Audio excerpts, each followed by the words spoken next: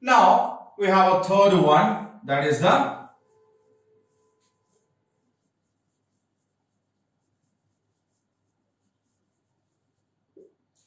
Brahmaputra Basin.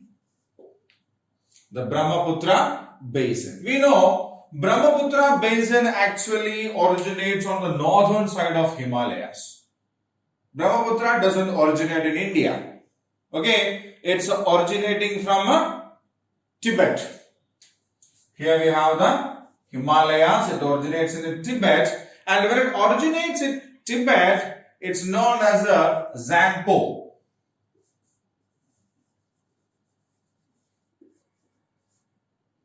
What is the name of Brahmaputra in Tibet? Zangpo. T is silent. Okay, Zangpo. This river Zangpo flows through on the northern boundaries of Himalayas and enters India from Arunachal Pradesh. After entering India from Arunachal Pradesh, it flows west and reaches through Arunachal Pradesh, Assam and a part of West Bengal. Some part of West Bengal. It reaches Bangladesh and joins the river Padma.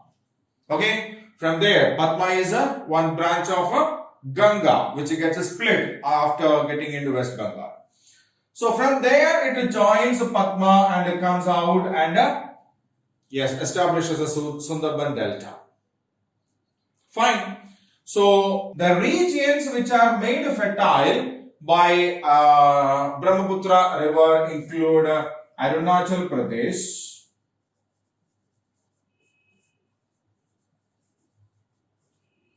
a part of Arunachal Pradesh, not a complete Arunachal Pradesh, a part of Arunachal Pradesh, Assam, almost completely, then West Bengal. Again, West Bengal is not completely influenced by Brahmaputra, a part of it. But the biggest problem is that this Brahmaputra river is surrounded by hills.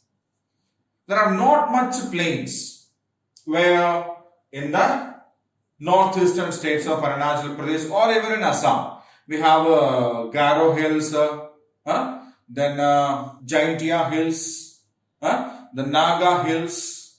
So this river is actually flowing in between these hills. So what happens? There are only valley regions but no plains. It gets into some plain region when it reaches Assam, right? And in the northern part we have a single part of West Bengal. But from there they enters into Bangladesh. Okay. So the total land area that is influenced by river Brahmaputra is comparatively less, right? Satluj plain is bigger, Gangetic plain is the biggest one, and the Brahmaputra plain is comparatively very smaller because it's flowing through a lot of mountains, right? Now, the major crops that we have got over there: rice, jute, tea.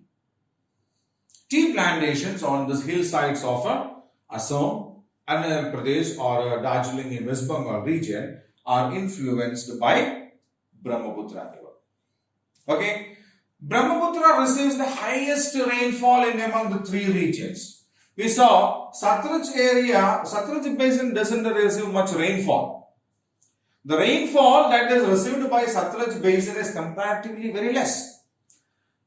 Gangetic plain receives a very good rainfall. But Brahmaputra region receives the highest rainfall in among these three regions. We know there's Cherrapunji, Mawsynram, the areas where it rains the maximum in India. They are located in this region, Cherrapunji and Mawsynram, which receives the highest rainfall. Okay, they are located in this region, right? So it's a problem actually because Brahmaputra often floods. Whenever there is a rain in this region, that river waters have to come to Brahmaputra and Brahmaputra floods.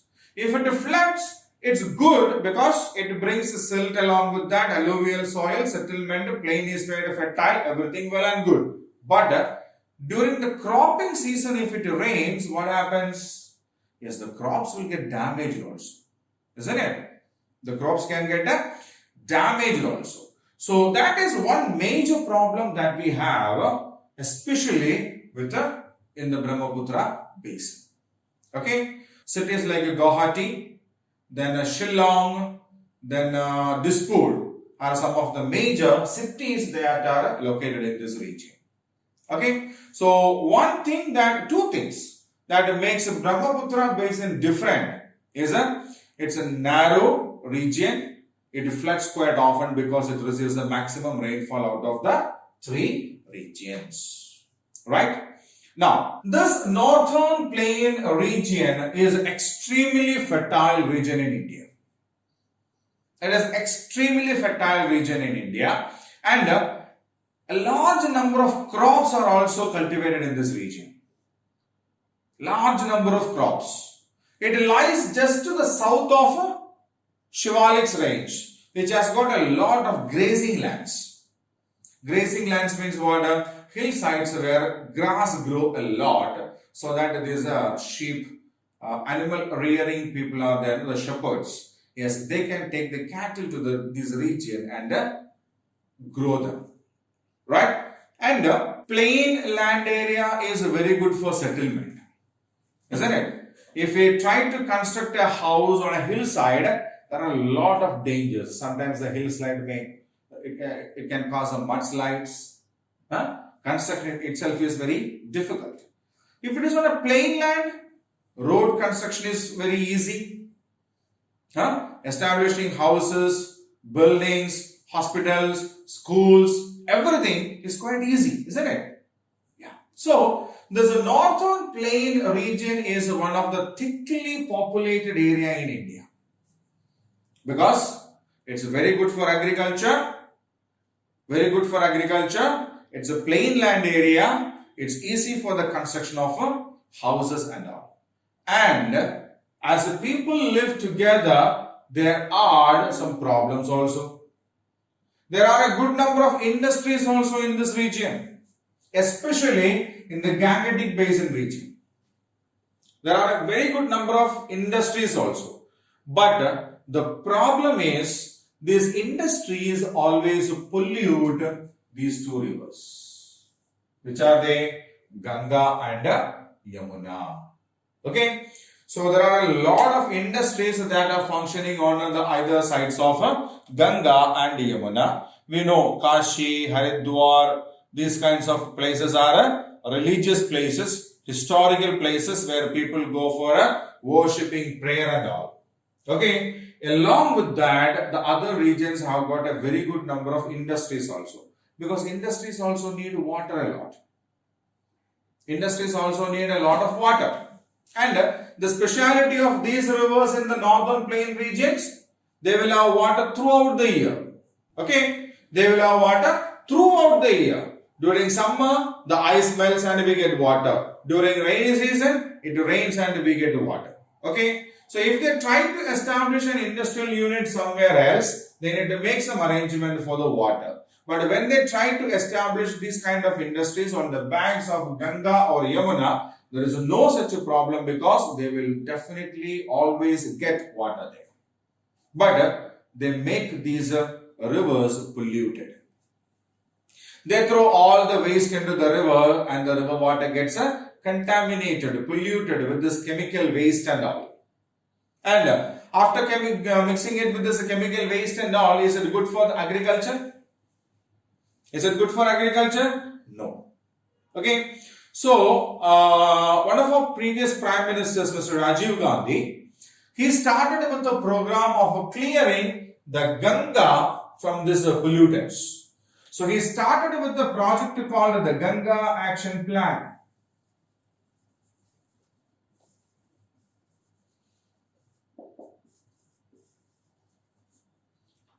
He started with a project called the Ganga Action Plan so as to make the water safe in Ganga. Removing all the waste and all, then giving serious instructions to the industries on either sides to reduce the effluents. They have to construct their own water treatment plants in which they have to recycle the water. They should not throw the waste, they should not dump the waste into the rivers. And later, our government has started the same process with the Yamuna also, named as the Yamuna Action Plan.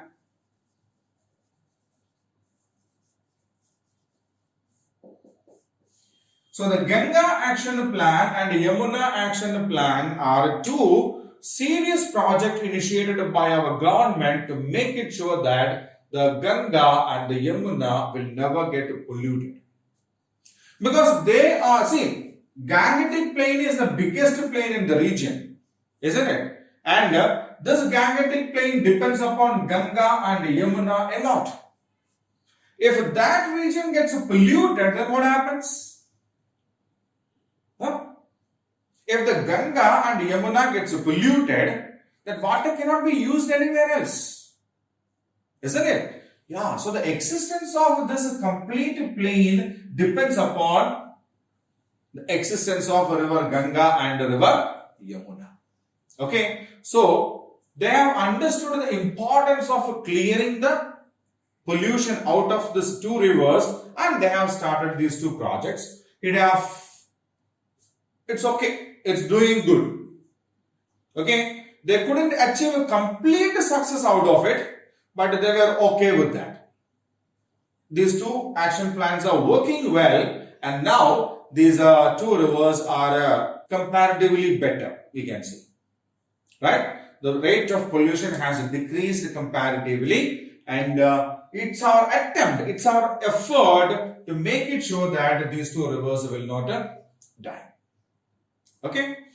So, we hope as days pass, the people will realize more regarding what they are doing, and they will make some changes in the way they are dealing with the rivers. Right? So, that is the Northern Plains, which has got three river systems in that, three river basins in that.